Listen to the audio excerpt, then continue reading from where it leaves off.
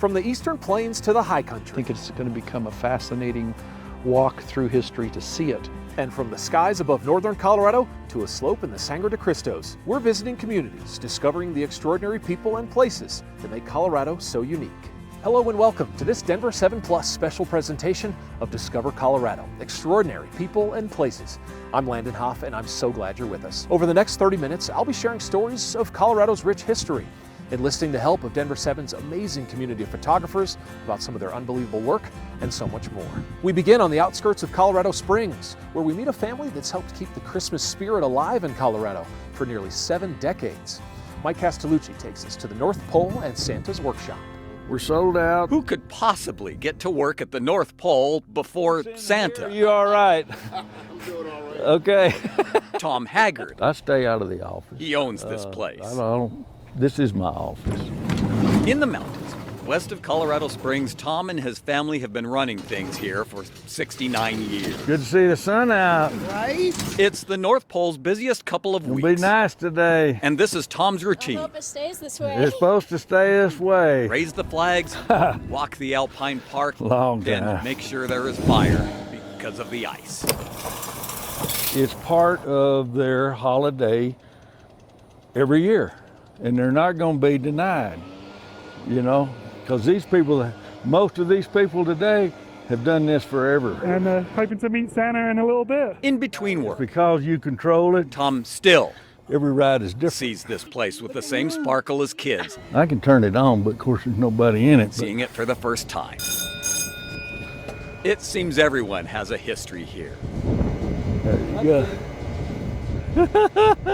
And of course, it starts with Santa. Do you know what you want?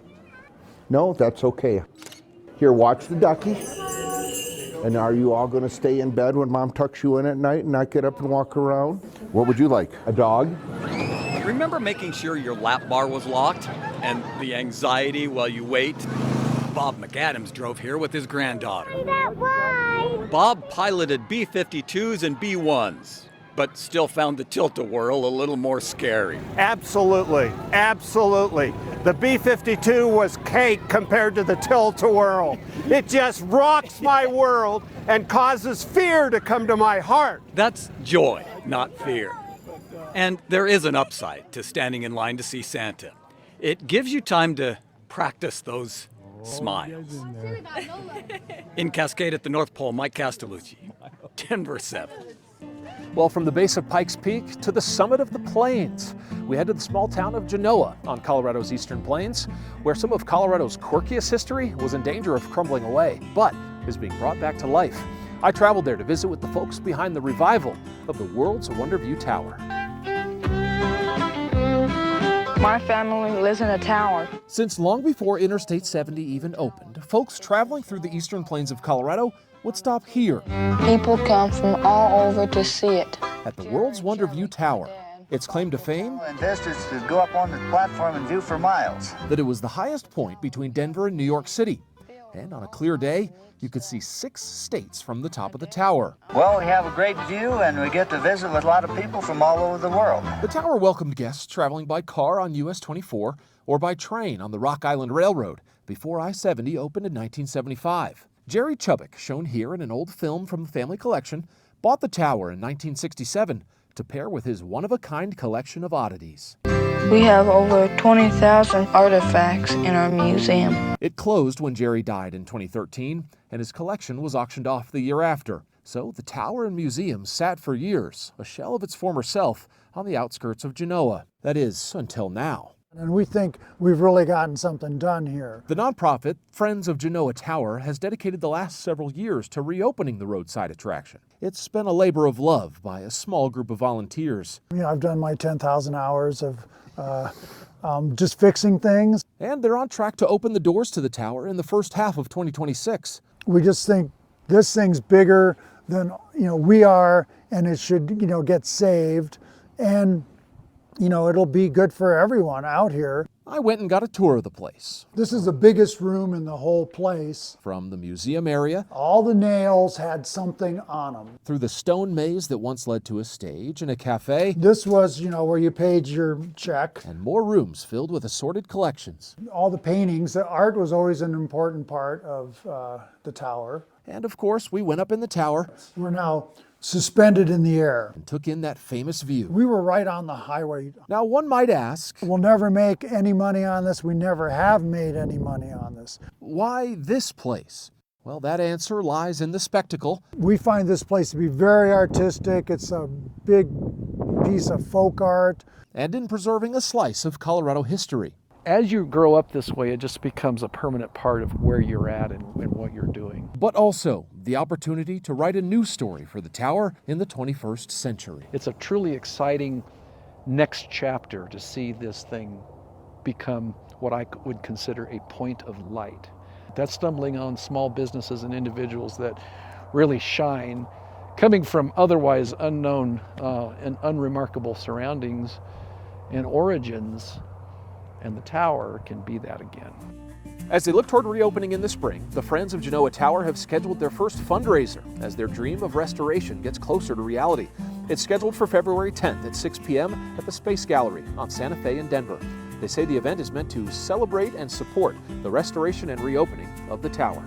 For decades, drivers on Highway 15 west of Salida have given an audible salute to a yellow house by the roadside. Mike Castellucci noticed in a Salida area Facebook group that people were wondering if the tradition was still alive. Well, he went there to find out. The answer is yes. It's a little bit different in Salida, Colorado.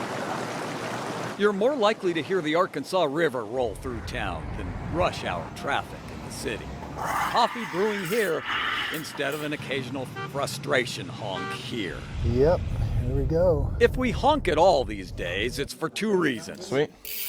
You get either the double, quick, friendly honk, or you get the long, get out of my way honk.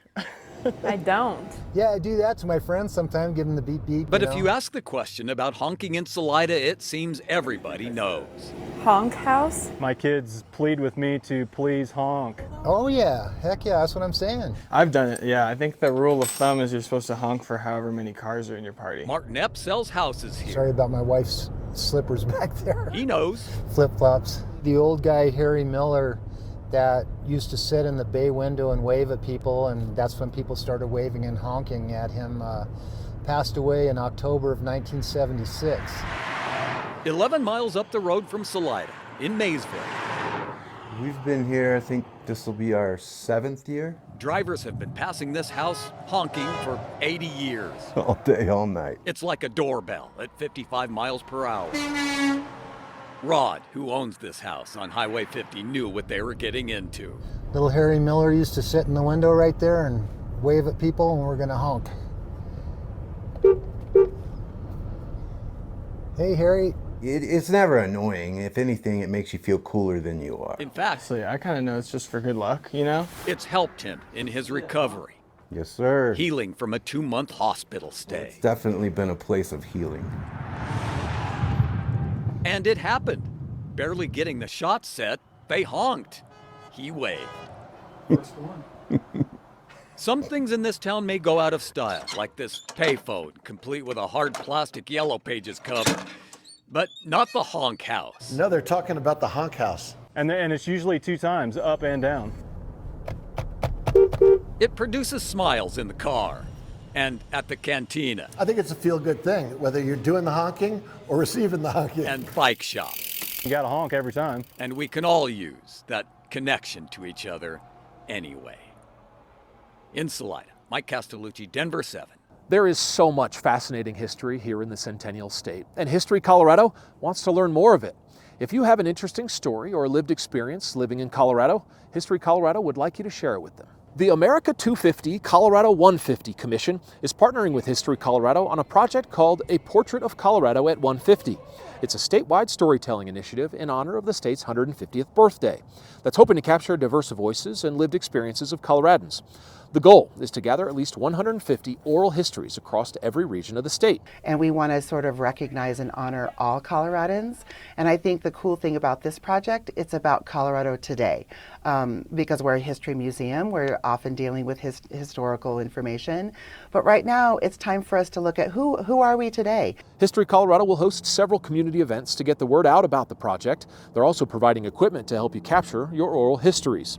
To learn more about how to participate, we have that information for you right now on Denver7.com. It's time for a Discover Colorado spotlight on the revival of an abandoned southern Colorado ski area. Scan the QR code on your screen for Denver7's in-depth coverage. This is Cuchara Mountain Park in Huerfano County. It operated as a ski area from 1981 until 2000, when it suddenly closed. It sat dormant for years, but a nonprofit has brought it back to life. For the past couple of winters, Cuchara has hauled skiers up to the top of Chair 4 on a so-called ski bus. But now, Panadero Ski Corporation has finally raised the funds to complete repair work on Chair 4 to get the lift spinning this winter. The nonprofit's goal has been to offer affordable and accessible skiing to the region. Still ahead, photos submitted to our newsroom that I just had to learn more about. After the break, I speak with a trio of photographers about their amazing work and about the stories of connections that their photos tell. Welcome back to this Denver 7 Plus special presentation of Discover Colorado, Extraordinary People and Places. I'm Landon Haaf. Now, I'm not exaggerating when I say I've been looking at the night sky photos in Denver7's photography group on Facebook for months, hoping to do a story. Well, a snap that you're about to see of a nearby galaxy got me to finally do the story. And in telling it, I learned so much about our dark skies and the growing effort to protect them. On today's internet, where only some light prompting on a free AI image generator can produce something like this, it's getting harder and harder to tell what's real and what's not. So I did a double take when this image popped up in Denver7's Discover Colorado Through Your Photos group on Facebook, and I wanted to learn more about it. The image shows the Andromeda Galaxy, which is our closest spiral galaxy neighbor that's still 2.5 trillion miles away, perched above a mountainscape inside Rocky Mountain National Park. I reached out to the photographer, Andrew Raber, for a crash course on his process. What you're doing is you're setting up a time lapse, if you will. This software engineer and self-taught astrophotographer had the help of technology to get this shot. Using planning software, I can figure out exactly when and where I need to be to get this particular alignment. An app helped with location scouting. In this particular case, I really wanted some snowy mountains, but we haven't seen a lot of snow yet. And a tracker mount allowed him to capture images that accounted for Earth's rotation. I took over 200 photos, but I ended up only using 75 of them. He peeled back the curtain in Lightroom. This is a single frame. To show me how the image was put together. And you still see it's very noisy at 5000 ISO. There's a lot less detail in the galaxy itself.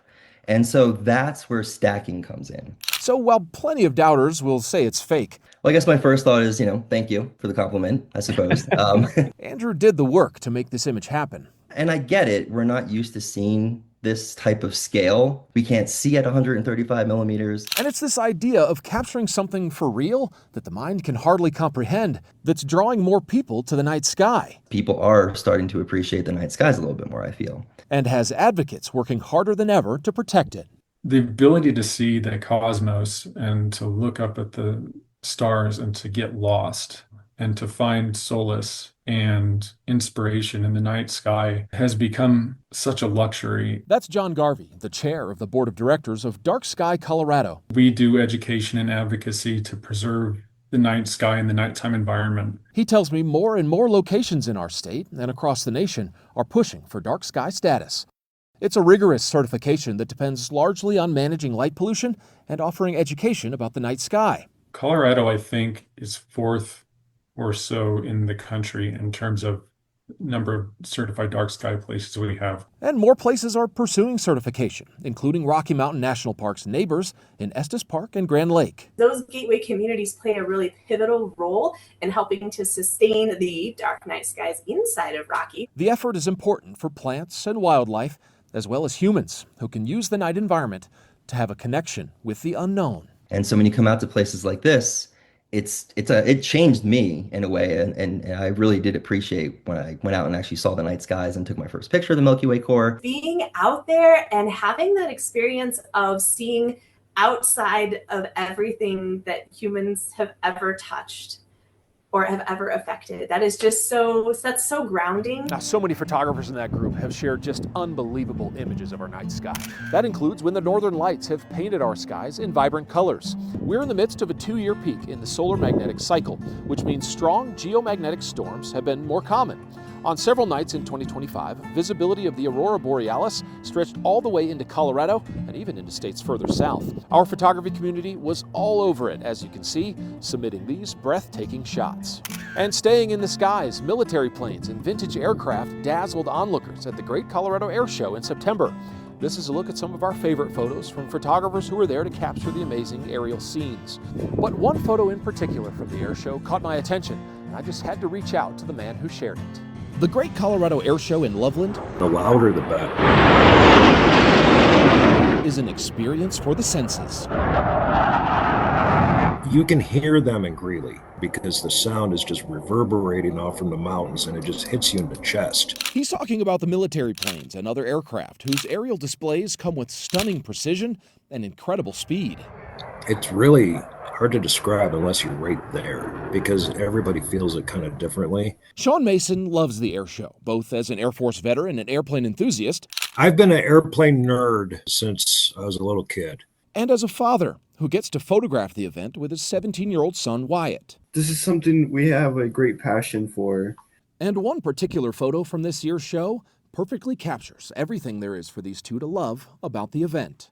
Leafing through thousands of images, it turned out to be a needle in a haystack. Sean realized he'd snapped this one, which shows a U.S. Navy aircraft creating what's called a vapor cone as it travels close to transonic speed. And I'm like, holy cow. I nerded out and I fist pumped the air. His proudest moment, though, came as he kept digging and found out Wyatt had also captured the high-speed phenomenon. When you get something just as special as that, it's almost like a 1 in a million shot.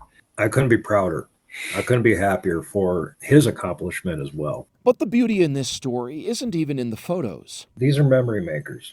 When I'm old and a couple marbles rolling around, those memories will be there for him. It's in this father-son duo, chasing moments you can't always capture through the lens. A lot of kids my age do not hang out with their parents anymore and bond. But this is a hobby he introduced to me since I was probably 10. And I've loved it ever since. It was such a pleasure talking to Sean and Wyatt. Well, still ahead, another story of family legacy in northern Colorado. Plus, the nostalgia runs deep. Selling nostalgia, you know. We visit a Denver store known for having everything we don't have anymore. Welcome back to this Denver7 Plus special presentation of Discover Colorado. I'm Landon Haaf here at Inspiration Point Park in Northwest Denver. Our next story takes us to the University of Northern Colorado, where school spirit runs in the family. Here's Denver7's Maggie Wolanski. School spirit